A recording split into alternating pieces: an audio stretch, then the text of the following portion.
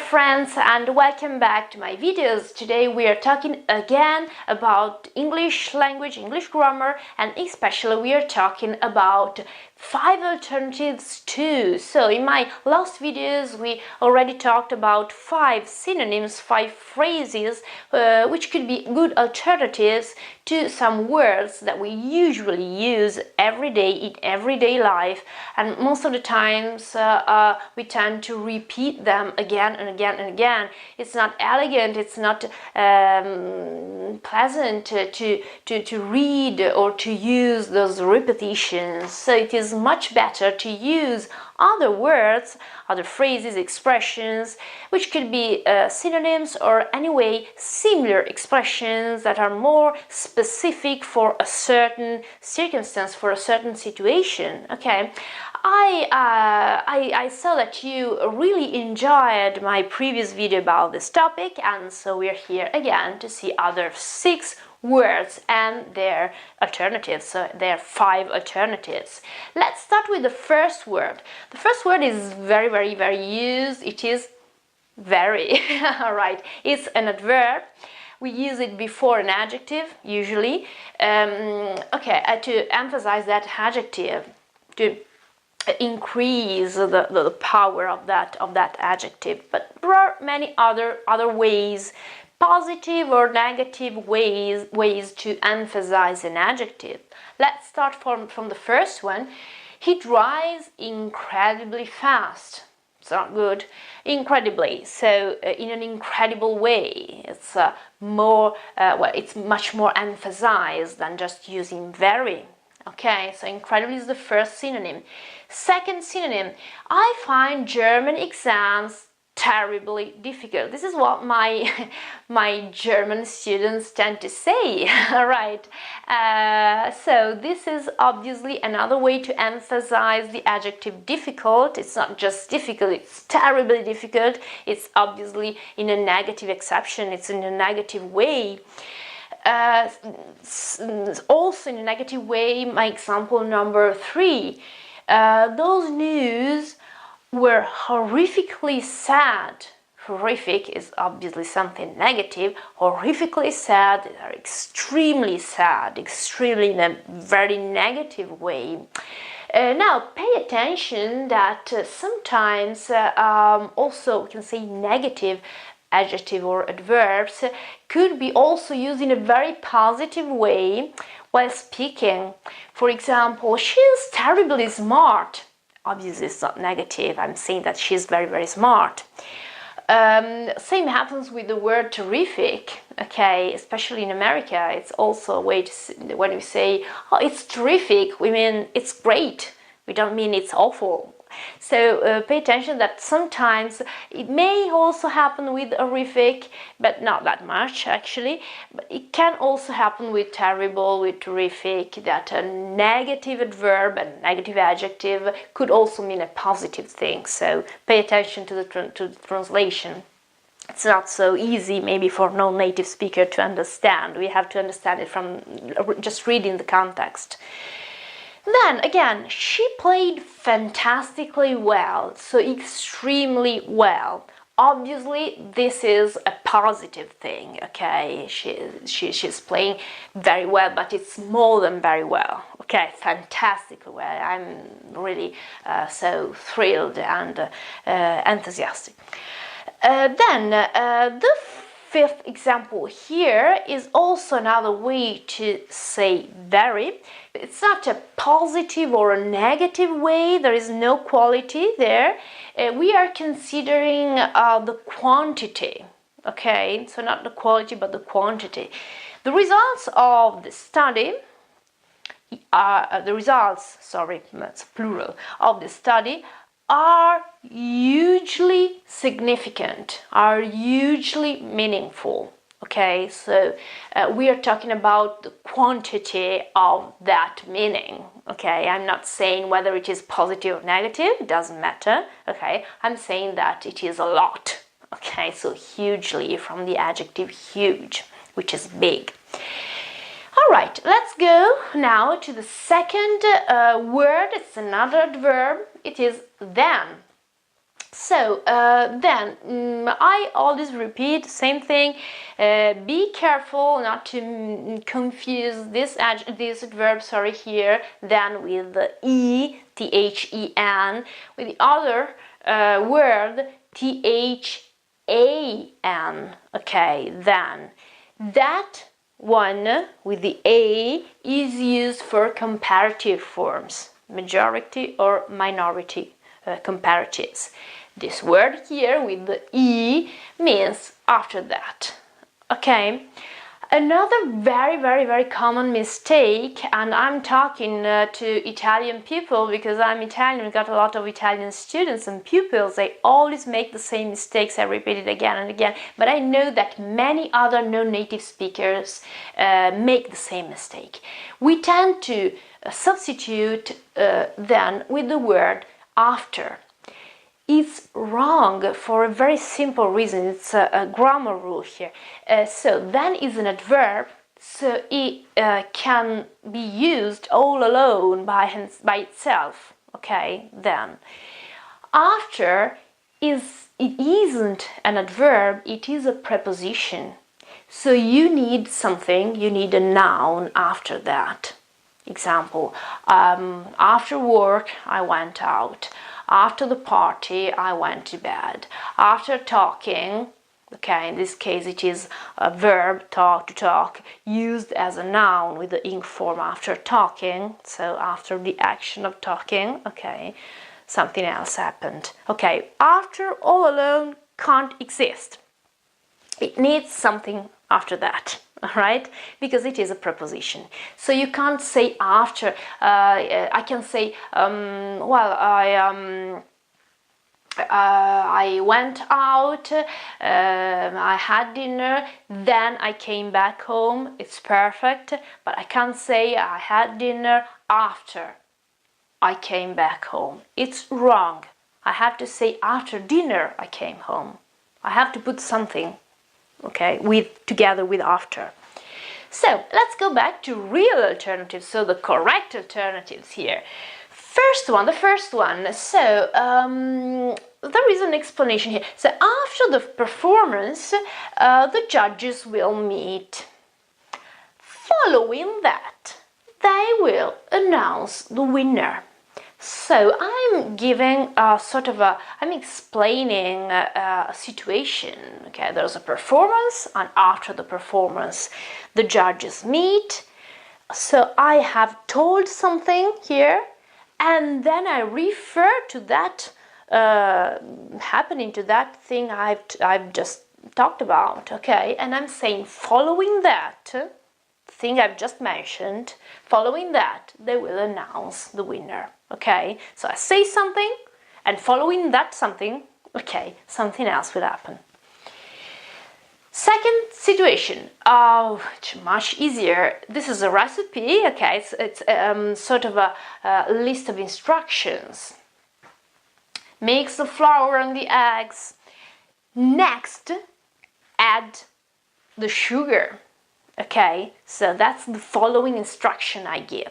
It's a list. Okay, next, add the sugar. I could say then add the sugar until the last instruction, and in that case I can use finally.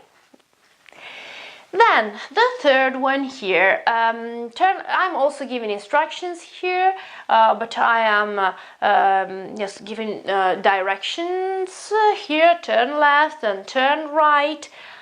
After that, so I've given 2 instructions. After that, you'll see a roundabout. So I say something, I give directions, I give instructions, I say something. After that, okay, something else will happen. So you will see the roundabout. This is connected to what I've just told you about after, about the preposition after, that will never be alone. Also in this case, you recognize after here, the preposition after, it's not alone. I've got that, okay, together with after.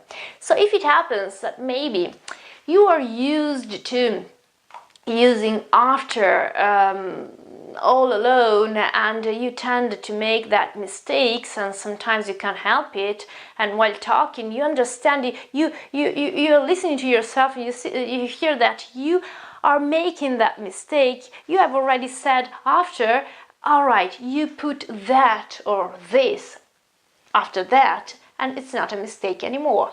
Okay, so you can correct yourself while talking, which often happens actually. Then, the fourth example.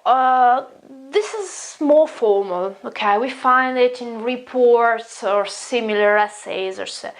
The product failed safety tests, okay? Something happened that the product failed those tests. Subsequently, okay, it's a consequence. Okay, as a consequence, it was recalled. Okay, it was recalled, was taken away from the market. So subsequently, it's a consequence of something. Oh, sorry, it's a consequence of something I have just mentioned. Last example about then. This is more about well, also in this case journalism or also reports or something. The shooter surrendered.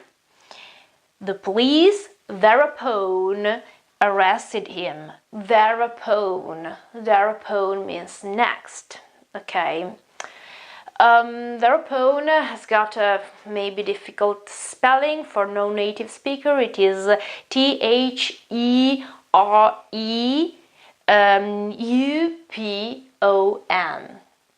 Okay, this is all together. Thereupon. Third word for today, another adverb. It is so. We use it a lot. It's so easy, and we use it in a lot of different situations, and it's almost always right. But we can't use it again and again and again. We have to find some alternatives here. Let's see 5 alternatives. So, first example, this bill remains unpaid. Okay, it's not been paid, and therefore we are commencing legal action. Okay, we'll call the lawyer, maybe. And therefore can also used without and, okay, just by itself. Therefore, it's very common to talk about things that happen one after the other. Okay, so it's a very common word, very elegant, very positive. So try to use it as much as you can, especially while writing. The second example, you won't lend me any money. Okay, you won't lend me any money, you won't give me any money. I can't go out then. This is then, again, okay, we find again, this is our then, but in a different situation. It's not used, as we did before, to say after that, but it is used in this case to say, right, you won't lend me any money, I can't go out as a consequence of it. So I can't go out. So is at the beginning of the sentence, then in this case is at the end of the sentence. Okay, to emphasize the fact that the two elements are linked, are connected. The fact that you don't lend me money and the fact that I can't go out. Then this example here is quite explicit. So I didn't water the plants, I didn't give water to the plants. As a consequence, they all died. This is exactly what happened to me this week. So this is completely my fault. I feel so guilty. So I am writing the sentence to just because I'm still sorry because of that. So as a consequence, this is the explanation of so, okay, of therefore, of then. I didn't do something or I did something, and there is a consequence, which is in the other sentence, as a consequence. The fourth example, this is more formal, very beautiful, very elegant. They decided to close 7 shops, okay, probably it's a chain, okay, they decided to close 7 shops, thus raising capital and reducing costs, okay, it's an economic sentence, sorry. So, thus, THUS, okay, for this reason, and we have the consequence expressed. Okay, very common, very used. Again, absolutely common. Non-native speakers rarely use it, but actually it's a very common word, and it's also quite elegant. So I suggest you to use it if you can. It rained constantly. Okay, it rained a lot. Hence the flooding. Okay, as a consequence, there was a flooding. Okay, hence, for this reason, the thing I mentioned after hence happens. Okay, the verb here is not expressed. Okay, hence. The proper spelling is H-E-N-C-E. Okay, and it is always used to express something happened, and for that reason something else happened. Okay, and that something else in the second sentence doesn't need the verb, the expressed verb. Okay, good. Let's see the other 3 words for today. So here we are with the last 3 words for today. So the first word is very common. It's because. So we use it a lot. We use it when we answer questions with why, for example. We use it in affirmative or negative sentences. Obviously never interrogative sentences. We may also find the shortened form, so apostrophe cause without B. It's something we use especially in colloquial language, spoken language, but also in writing sometimes. You may also find very modern shortened forms, like for example cause. The spelling is C-U-Z, but it's just a language that we use for maybe texts or chat rooms or similar, so don't use it when you're writing something formal. Anyway, because we'll see now 5 alternatives to express because in different situations. The first one is as, the first alternative. As is a word that we already know, and most of the times we use it as a synonym of like. Okay, or anyway, with the meaning of like. In this case, it means because. Let's see the example. I can't work this weekend as I have to look after the children. Okay, so basically I can't work this weekend because I have to look after the children. You may see here that the preposition with has is after the main clause in this example, but I can also put it before the main clause. I can say, as I have to look after the children, I can't work this weekend. This is perfectly correct. Okay, I can absolutely say that. Then, again, example number 2. This is more formal. I use it when I want to communicate something, to give an information, very, we can say, formal statement. In this case, due to the fact that, so the phrase is due to the fact that. Due to the fact that this is now a play area, you can't park here. So basically you can't park here anymore because this is this is now a play area. Due to the fact that is because of the fact that, basically, okay, and this is quite formal, as you may notice. Again, example number 3, so another alternative, since. Well, we have talked a lot about this word as a preposition of time, together with for, and we've talked about that when we talked about the some specific tenses, okay, some specific verbs, the so-called perfect tenses, so present perfect continuous, or past perfect, and so on and so on. We use since with the meaning that something happened in a moment, in the past, but then the tense, the perfect tense, expresses an action that continues in the present, so the action is not over yet, or anyway, consequences are still present. So to express that moment in the past when the action began, we use since. If you have any doubts about that, you can go back to see my lessons number 3 and 4, especially number 4, because we explained present perfect, and so we explained the use of since and for in details. In this case, it means something completely different. It's not a preposition anymore because it introduces all clause and not just a noun or similar. So, since you asked nicely, I'll let you use my phone.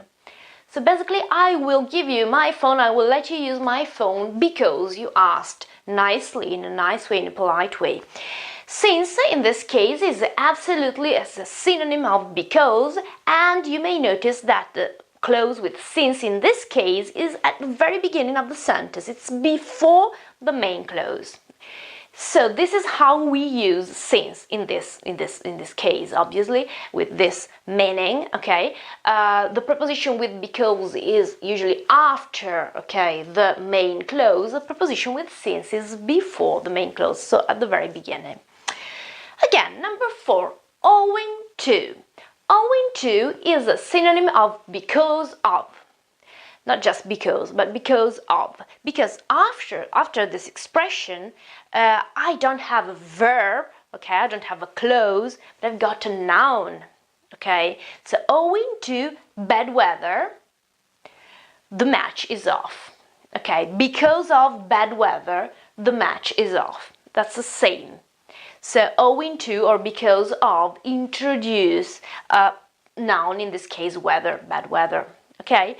Also in this case, due to the fact that you may notice it's quite formal and it's a communication I give, okay? The match is off, it's a communication, quite objective, okay? So it's a quite objective statement, basically. Finally, number 5, I can date anyone I want now that I'm single. Okay, so obviously there is also a meaning of time in this case. The time is expressed obviously, but also the cause. I can date anyone I want because I'm single. So there are 2 different points of view, 2 different perspectives. Okay, so I can consider that also an alternative to because. Then let's see the other word. Next word is if.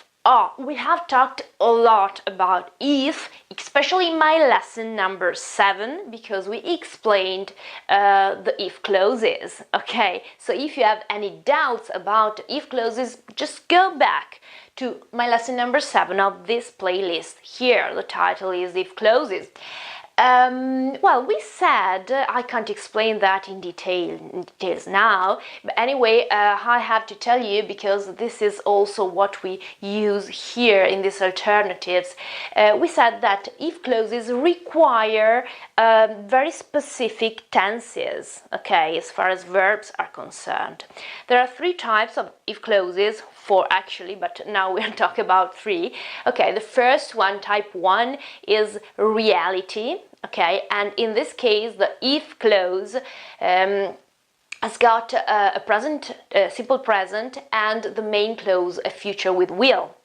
Then second type, so type 2, possibility. In this case, the if clause has got a past simple, while the main clause has got a present conditional, would, and the base form. And then type 3, so irreality, in this case if clause with past perfect and main clause with past conditional. This is important because also here in this case we can change the word, we can change if, but we still have to use the same tenses. Again, if you have any doubts, go back to lesson number 7 because I explain why we use these tenses and the tricks to remember that. So let's see the first example here. As long as has nothing to do with length, okay, but it means if. As long as you are with me, I will go anywhere. Wow, that's romantic. Okay, as long as you are with me. Also in this case, it's a so-called if clause type 1, so reality. In fact, you may see that the clause with as long as, which is the if clause, has got here are, which is present simple, and the main clause has got will go, so it's a future will. As long as, so great alternative to if. And again, suppose, another great synonym. Suppose we went to America, would it be safe? Well, I could also say if we went to America, would it be safe? It's type 2, if clause type 2, because it's a possibility. In fact, you may notice that the clause with suppose, which is the if clause, we've got a simple past, went. And in the other clause, which is obviously the main clause, we've got a present conditional, would be. Suppose is also an absolutely great alternative, okay, because I consider the opportunity that, basically, unless I get the time of work, I won't be able to go. So if I don't get, okay, that time off, I will not be able to go. Unless, also in this case, you may notice this is type 1, so reality. The first clause with unless, which is the if clause, has got a simple present, which is get, and the other clause, the main clause, has got a future with will, want, which is negative, future negative will not. So if you have any doubts also here, go back to my lessons about the future. Then, providing or provided. This is more formal. We can use it when we write reports or essays, maybe. Also in scientific works or texts or anything. Providing, this is more personal actually, providing I get the time off work, I will go, or if you prefer, provided I get the time off work, I will go. So if I get the time off work, I will go back, basically. So if something happens, again, so that's an opportunity, a possibility. Also in this case, you may notice the clause with provided or providing is the if clause, and we've got get, which is a present simple, and in the other sentence, so the main clause, we've got a future with will, I will go. And more or less same use, same level of formality, quite elegant also in this case. The last example here, so my example number 5, on condition that, or on the condition that, you may use the article if you want, but it's not compulsory. So on condition that you pay me extra money, I will work over the holiday. So I am expressing a condition, I'm expressing a situation, an opportunity, a possibility also in this case. This is also very formal, and it emphasizes the situation, okay, that concerns my clause, my if clause. So on condition that if you pay me extra, okay, I will work. Also in this case, if clause type 1, reality, in fact my clause with on condition that is my if clause, and I've got a present simple, so you pay. And my main clause, I will work, has got a future with will. So these are the alternatives to if, which is quite I mean, we use it a lot. It's beautiful to have alternatives, especially when writing, and especially the last two alternatives are very formal and beautiful when we write, and the others are good in any situations, are fine in any situations. All right, let's go to the last word for today, which is great. Okay, so great as an adjective. We can also use it as an exclamation. So great, okay? And I can also use it in many different situations, also very generic situation, like in my example number 1. It's not specific in this case. I may pick many different words if I want. Your dress, your shoes, your hair is great. All right, of course I can say that. It's awesome. Awesome is a great word. We use it a lot also for exclamations. So just awesome. It means I am enthusiastic. I find it absolutely great. And again, your dress is amazing. This is also very frequently used. Incredible. Your dress is incredible. But there are many others. It's wonderful, it's fantastic. There are really so many. They are all adjectives that we can use almost in any situations, in all situations that express something that I like or enjoy a lot. But there are also other cases which are a little bit more specific. For example, number 2, I watched a superb documentary. Of course, I can say I watched a great documentary or an amazing documentary, a wonderful documentary. I can say that, but it's got a slightly different meaning. So, superb is expresses an opinion concerning quality from a very professional point of view. So critics could use this word while talking about a movie, for example, or a work or a book or a novel or anything else. So it's got quite a professional perspective, nuance, and I can use it when you can use it when you write reviews, for example, or reports. So it's more formal, and it's great to use and to read too. Then her artwork is stunning. Oh, stunning. I can say her artwork is awesome. I can absolutely say that. But stunning is a great word, especially if you man, you want to say something great, something very beautiful to a woman, to a girl. Okay, you're stunning. That's great. It means you're mesmerized by her. Okay, you're absolutely enthusiastic, and that's absolutely great. Also, in this case, her artwork is stunning. It means that I am absolutely enthusiastic and I am enjoying it a lot, and the quality is amazing, and it's something that really leaves me speechless. Okay. Again, number 4, it was a stupendous meal. Okay, also in this case I can use all of the other adjectives I mentioned before, but stupendous in this case means, I'm given an opinion of quality and quantity. Okay, so the meal didn't just taste good, but it was also very rich. Okay, so I'm also talking about quantity in this case. Finally, number 5, that's a tremendous song. Tremendous. This is something we have talked about before. So adjectives and also some adverbs which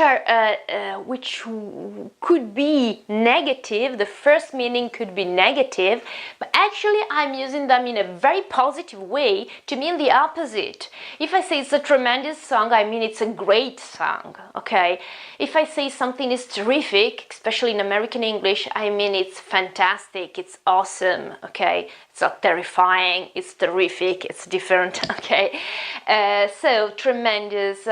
Also, we already talked about that. Also adverbs, like for example, she is awfully smart. She is horribly smart. In this case, I am obviously saying something positive and not something negative. So I may use these adjectives also in a positive way with a very positive meaning. Well, that's all for today. I hope you really enjoyed this video, and I can say all these videos concerning 5 alternatives to different words. I want to thank you for watching, and I want to thank again also bbclearningenglish.com for giving us teachers some hints, okay, to give you some new perspectives while learning languages, foreign languages. Thank you so very much for your support, for your great comments, for your great words. You're all right. You are great, awesome, amazing, incredible, stunning. You're all of it. Okay, that's great. So if you have liked this video, please like it and share it if you can. If you want, subscribe my channel, and I hope to see you very, very soon again with the English grammar. Bye. See you.